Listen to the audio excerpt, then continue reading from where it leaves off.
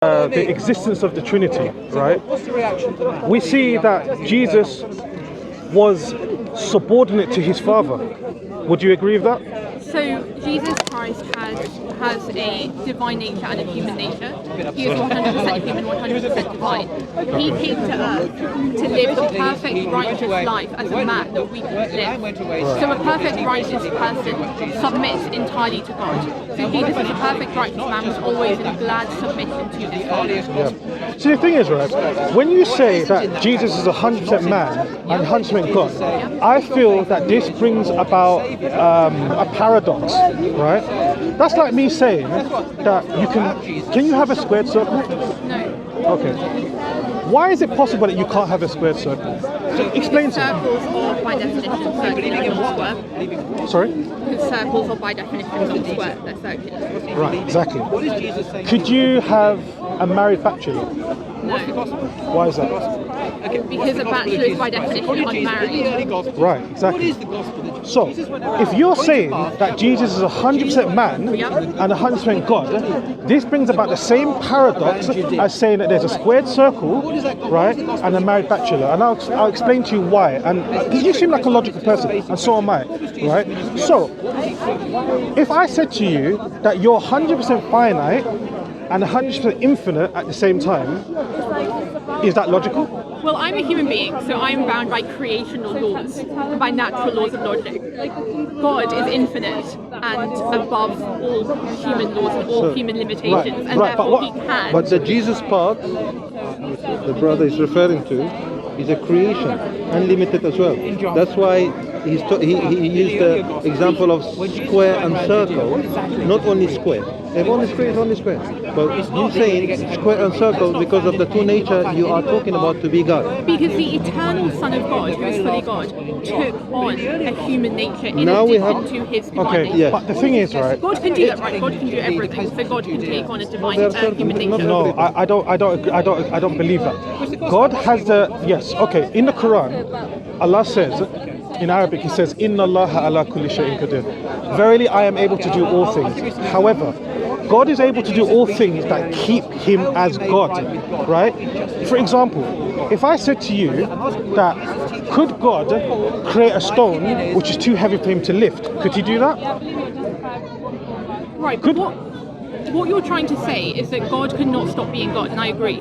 I agree. God cannot stop being God. Exactly. But so we agree on something. Yeah. However, where we have a separate belief is that I, as a Muslim, consistently believe that, while you, as a Christian, you believe that somewhat halfway, but then you fail in the belief. And I explain to you why, because I'm making a claim and I have to substantiate that. You believe that God is almighty, but at the same time, you believe that Jesus had human limitations. For example, when Jesus said, "Of that day, of that hour knoweth no man, nay, not even the angels in heaven, but the Father." So my question to you is this, right? As a logical person, that if Jesus did not know, He said nobody, does that include or exclude Him? Right, so Jesus is very clearly saying that He Himself doesn't know the day or the hour. Okay. Jesus is 100% God, 100% human. So He had normal human limitations according to His human nature. So in the same way that we have limitations in our knowledge because we have human minds, Jesus had a human mind and had the same limitations that all human minds are subject to. In His divine nature as God, He knows all things. But in His human nature as a man, He has limited knowledge. So give me an example in the New Testament that He showed His divine knowledge or He knew something. Because see, the thing is, right, the Bible doesn't support what you're saying. Although it might sound great theologically, but biblically it doesn't. It's not coherent, and I'll tell you why. In John chapter 5 verse 30, Jesus said, "I can of myself do nothing. I judge as I hear, but my judgment is honest because I'm not seeking my will, but I'm seeking the one who sent me." So my question is, one, Jesus said, "I can't do nothing of myself." Right, an all-powerful being, right, who is infinite, who is above His creation, should not say things like, "I can of myself do nothing," right? And Jesus is acting on the will of someone else, right? So can I ask, whose will is Jesus acting on? So Jesus, in his humanity, because he lived a fully human life, a perfect human life, that was the point of him coming to earth, to live the perfect human life that we can live, and then to die and be resurrected for our sins. So in his humanity, he did according to the will of the Father. Because the point was to live as a righteous man. A righteous man submits to God, submits to the God the Father all the time. So he, as the eternal Son of God, he's always been the Son of God. He didn't become the Son. He's always been the Son of God. Okay. He's always had a Father. He's always been the Son of God the Father. But in his humanity, he's submitting entirely to But God. how can God have a God? Please rationally explain to me, how can God have a God? So we're not, saying, do you we're not saying God has a God. We're saying there's one God, one being of God, who eternally exists in three persons. The second person of the Trinity, who is fully God from eternity, took on an additional human nature.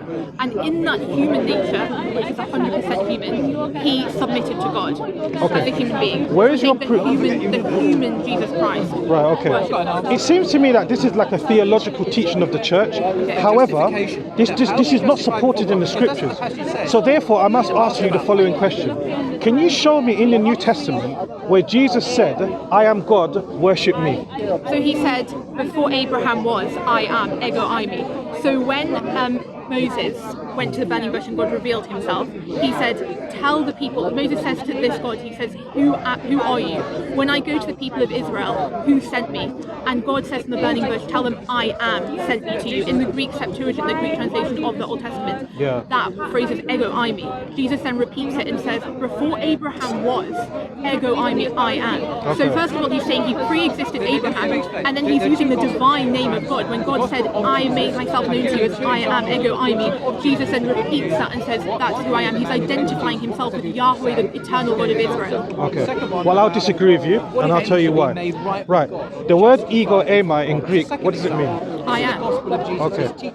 In the Septuagint Greek of the Old Testament, what does it say? The same thing, it says I am. Okay, no. Can you recite it to me in Greek from the Septuagint?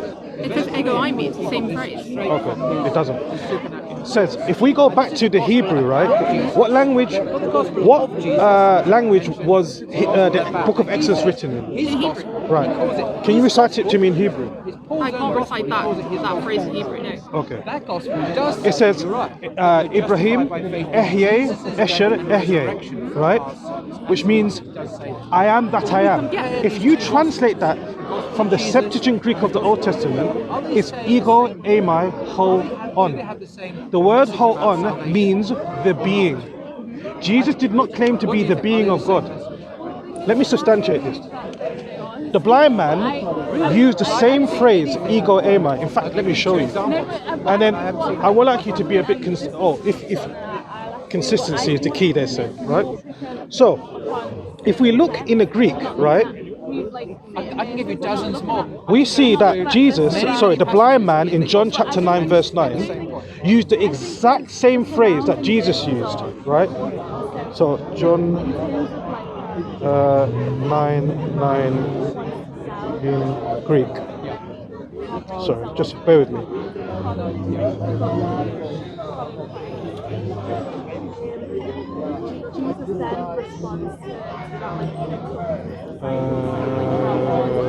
Here it is. Estin ikonos elegen hoti ego eimi. Right? Now, bear in mind, the word ego eimi here does not mean I am he. He was asked about What the translators have done, they added the word he because they didn't want to make it look like that the blind man was mimicking Jesus, right? So the word eimi here means I am, right? In fact, Paul uses the same word ego eimi, but of course you're not going to claim that Paul is God, right? Right, but the thing is, every time I use the phrase I am, which is an ordinary phrase that you would use in ordinary discussions, that doesn't mean it's a claim to be God. That's not actually what we're saying. First of all, when you said that he said, I am that I am, that is the name that God gave first of all. And after that he says, tell the people of Israel that I am sent you to them. So he says it twice. He says, I am that I am, and then he says, I am. The point is that when Jesus is saying this phrase, if you look at the context, they are asking him, he's talking about Abraham, and the Pharisees say to him, how do you know Abraham? Abraham lived, 1,000 years before you, how do you know Abraham? And he says, before Abraham was, I am. So in that context, he's very clearly making a claim to be God, and that is why he uses that phrase, ego eimi. It makes sense in that context to say, I was. Before Abraham was, I was. If he just wanted to make a claim to eternity, which I think you need to deal with as well, he would have just said, before Abraham was, I existed. But he doesn't say that. He said, before Abraham was, ego eimi, I am. He's clearly making a theological point, which is quoting from Exodus 3 and using the divine name. Right. One thing we need to understand, right, is that when God addresses his creation, right, we existed in the for example, the God himself, right,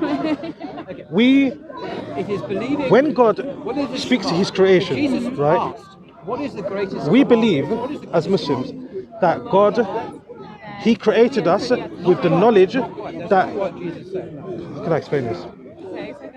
For example, if we go to the Old Testament, right, in Hebrews, Melchizedek, have you heard of Melchizedek? Right. In Hebrews chapter 7 verse 1, right, Melchizedek had no beginning, he had no end, he had no father, and he had no son, right? And apparently in the Bible it said that he met Abraham, right? And if I was to argue that Melchizedek is God because he existed before Abraham, right, and he had no mother and no father, so he had divine qualities like the Father, would you say that he's God? Can I just ask a question? So you asked me to show you from the New Testament. You first of all said, where does Jesus claim that he's God? So of course there I'm limited to the Gospels where Jesus makes his claims about himself, and also Revelation, which you can talk about. If you want to look at the book of Hebrews, you have to actually, if you want to know what the meaning of the text is, you have to look at the author's intention. So you don't want to pull a verse out of context. No, you want agree. to say, what was Paul, or the author of Hebrews, whoever you think it was, what was he trying to say in that point? So his purpose was not to say that Melchizedek was God. It's actually to say that Melchizedek is what we call a typology of Christ. So there was qualities about Melchizedek that pointed forward to Jesus. Who is Melchizedek? He was the Prince of Salem. Okay. Did he have a beginning? So the point there is not saying that Melchizedek himself had no beginning. It's saying that the way that he appeared to Abraham and what we know about him from the story of Abraham is that he was. What interpretation are you taking that from? Because the verse doesn't say that. Okay, but it's comparing Jesus to Melchizedek. So if you want to use this passage about Melchizedek, you have to accept what it's saying about Jesus. And the point of that is to compare Melchizedek to Jesus. No. First of all, my claim was very direct. I asked you, where did Jesus say, I am God? Right? Yeah. That's what I asked you. And You brought forward something ambiguous, which is open to interpretation. Right? You did, because I've shown you, right, that in John chapter 9, verse 9, the blind man used the exact same wording as Jesus. But I've responded to that point. I've addressed that point. What was your So my response to point that? was not to say that just because he used I am, which is an ordinary phrase, it means it was a claim to be God. I'm saying that in the context of that, he said before Abraham was, I am. So first of all, he was responding to the Pharisees who were saying, how do you know Abraham? Because Jesus is talking about Abraham. So Abraham was so long before you, how do you know him? He says, before Abraham was, I am, which first of all is making a claim to pre-exist Abraham. So if he was just a normal human being, he wouldn't pre-exist Abraham. And secondly, the way that you would speak grammatically, in that way, you would say before Abraham was, I was. If all you were trying to say is make a claim to pre-existence, you would say before Abraham was, I was. But he doesn't. He says before Abraham was, I am, which is not actually grammatically correct, because he's quoting Exodus 3, where God says, tell the people of Israel, I am sent me to you. And I responded to you by saying that the blind man used the same word. Sorry, one thing. Sorry. I am send me to you. In Exodus 3, Moses says to God, what shall I say to the people of Israel when they ask, who sent me to you? And God says to Moses, tell the people of Israel, I am, ego eimi, sent me to you. Sent you to me. And what did Jesus say? Who asked him and what did he say? So the Pharisees say to Jesus, how do you know Abraham? Why are you talking about Abraham? He pre-existed you by 1,000 years. How do you know Abraham? And Jesus says, before Abraham was, I am. So first of all, he's saying he pre-existed Abraham. The Pharisees were aware of the books of Moses. Of course they were. They were Jewish They people. were. They were Jewish scholars, yeah. So he reminded them. Yeah, he's quoting. He reminded them who sent Moses, send me as well. No, he doesn't say that. He said before Abraham was, I am. He's claiming to pre-exist Abraham. I am what though? I am what? Well, that's the point. Why would he just say I am But that's my point, because it's ambiguous. This is not a clear It's not ambiguous evidence. to someone who knows the Hebrew scriptures. That's why the Pharisees. Do you know the Hebrew scriptures? Yes. Okay, so this is why I asked you, recite it to me in the Hebrew Sorry, language. someone who knows the Old Testament scriptures, someone who knows the books of Moses. Say God the Father, Son, and Holy Spirit, all fully God and one being, doesn't it? But he just reminded them of what Moses said to children of Israel before him, That's not what which he's was doing. He I says am. before Abraham was, I am. He's claiming that. Yeah, about remind himself. No, he's claiming to Be- pre-exist. because Is God and a human at the same time? Yes. How come? How was it? Then when they asked about the Look, I just want to... Yeah. No, we did. We did. Look, what I was saying to you earlier, right? And we will deal with John 8:58, I believe, that you're taking it. And I was asking you about... Sorry, I don't know what's going on. Right, so I was asking you about being finite and being infinite at the same time, right? And I don't believe that there is any logic in that, right? You cannot be 100% finite and 100% infinite at the same time. It's logically impossible.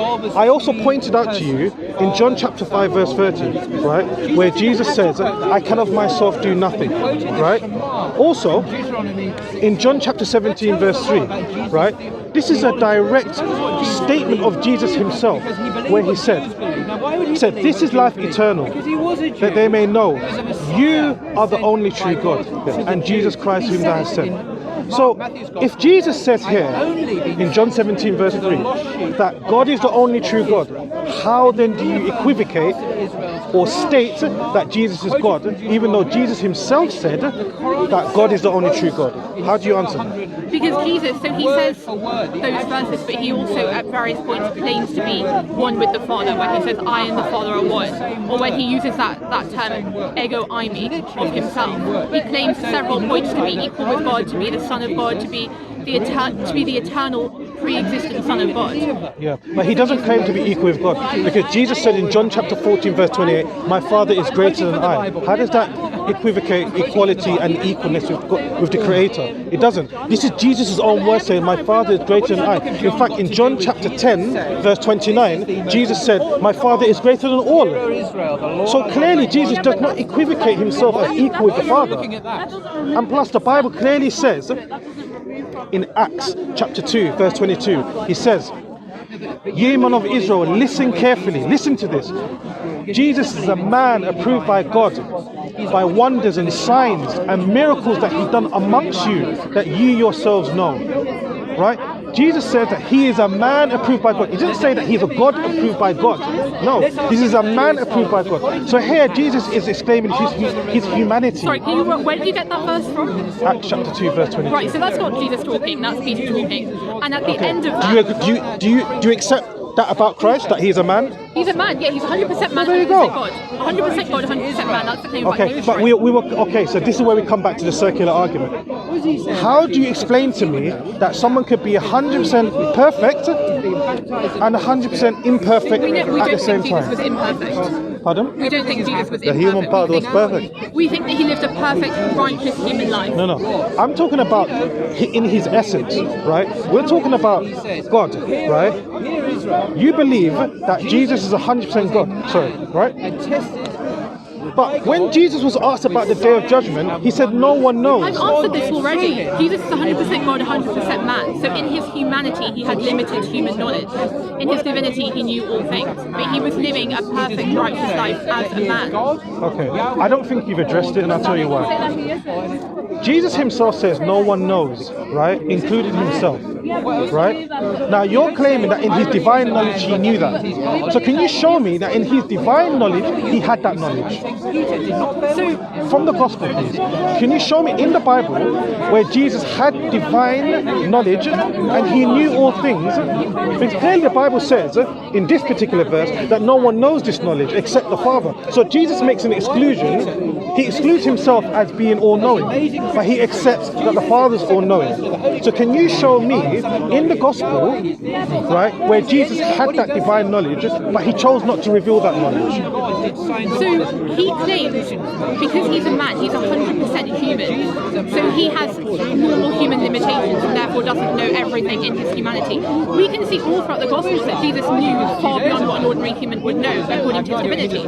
So when it says several times, Jesus knowing their thoughts, or for example, when the woman who had been diseased for 12 years with an outpouring of blood for 12 years, she touches his cloak and he says, someone touched me. And they say, Jesus, everyone is touching you. And he says, no, someone touched me. He knows that woman touched him. It's something that no one else would know. Right. He perceives the thoughts that the Pharisees are thinking all the time. It frequently says, Jesus perceiving their thoughts, hearing what they were thinking, and then responds to what he knows they think, even when they haven't said it. So Jesus clearly has knowledge that goes beyond ordinary human knowledge. I don't think anyone can read the Gospels and think that See, again, the Bible disputes this because, as again, I pointed out to John chapter 5, right, where Jesus says, I can of myself do nothing. Jesus is acting on God's knowledge, right? He says, I don't know, but the Father knows. So if Jesus is claiming that I don't know, so whatever knowledge he receives is from who? So Jesus, as a man, of course, can't do anything without God because he's fully human, but he's also fully divine. So according to his divine nature, he can do all things. According to his human nature, he can only do what a normal man can do because it's a true human nature. Okay. So this is where we're going to come into this paradox, unfortunately, and I think this is the stumbling block in our conversation. With all due respect, that Jesus himself clearly from the text itself says that he does not have that divine knowledge. About one thing, so I've actually given you examples where he has knowledge that clearly goes beyond human knowledge.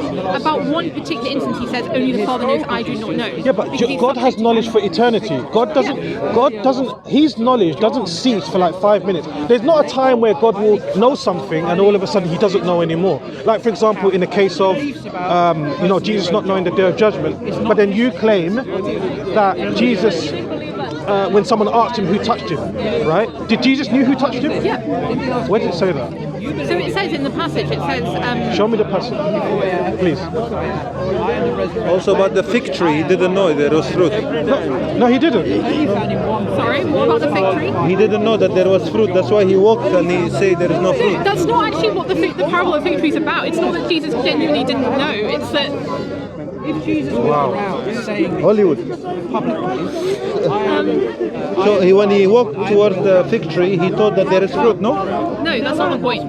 The point is that actually you're the one who pointed out to me earlier that this comes after the cleansing of the temple. So the point of the cleansing of the temple was to pronounce God's judgment on the unbelieving Jews who rejected Jesus.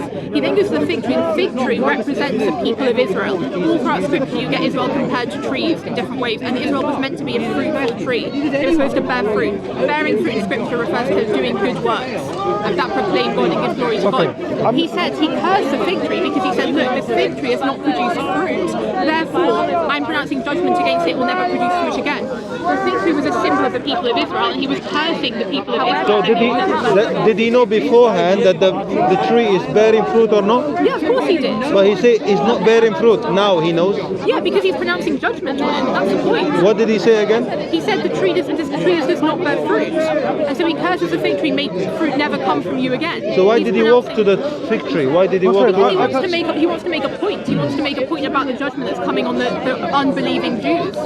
I think what confuses me, that we've got clear, unambiguous, direct words of Jesus, where Jesus says the following, right? That Jesus admits that the Father is the only true God, right? In Exodus chapter 20, verse 3, right? God says that there is no other God before me, right? This is the direct statement from the Father himself, right? That there is no other God before me, right? Number one. John chapter 17 verse 3 states that God is the only true God, and there is none other than Him, right? Also, in John chapter 5 verse 30, as I stated earlier, that Jesus said, I can of myself do nothing. So we have a clear-cut statement from the Father Himself that says that there is nothing that's equal to me, and there is no other God besides me. So I don't understand, as a Christian, how do you still render worship to the to Jesus when the Father Himself clearly said, with unambiguous wording, that there is nothing that's equal to me, that there is no other God besides me? How do you then equivocate Jesus being God, even though the Father said that there's nothing that's equal to me, or there's no other besides me? How do you explain this? Sorry, I don't want to be on camera. I'm happy to continue talking to you if we go somewhere else. Oh, okay. I don't want to be on camera. Yeah, let's go there. Okay. Yeah, the sister doesn't want to be on camera. That's fine. I'm really happy to continue this conversation. I'd love to continue, but I don't want to go on camera right now. If that's okay. Yeah? Yeah, okay. Well, if you want to carry on camera, that you go. No. Let's continue this, Yeah. but we will just do it off camera. Yeah. No, and that's fair enough. Assalamu alaikum. The sister doesn't want to be on camera. So. Yeah, I don't really Assalamu alaikum, brothers and sisters. Sister doesn't want to be on camera, so we've got to respect her wishes. Inshallah. Jazakallah khair.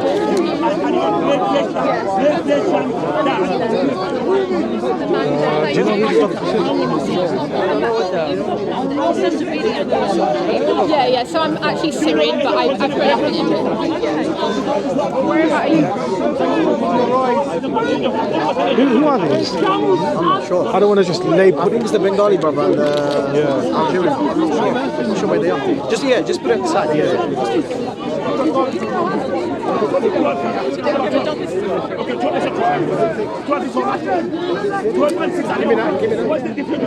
I'm not sure who it belongs to.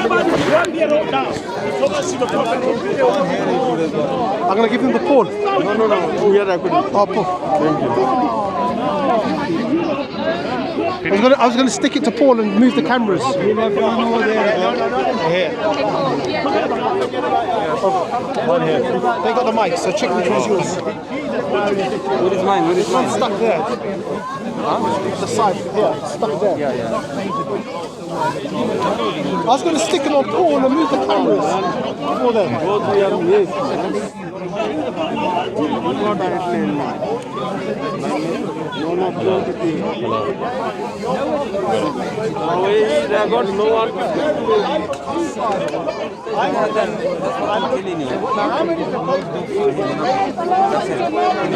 Light off, please.